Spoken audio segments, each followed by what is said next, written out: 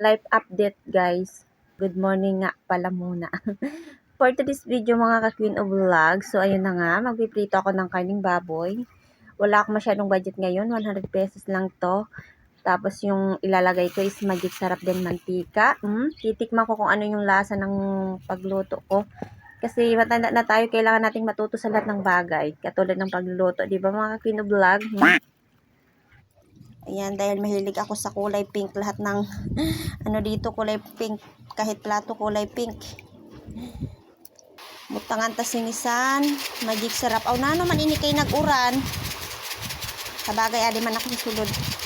Para manamit ang atong pagprito. Amo lang ini guys ang panakot ko. Magic sarap lang. Wow, sarap. O diba solve ka na sa 100 pesos mo lang. Kaso kay nag-uran man.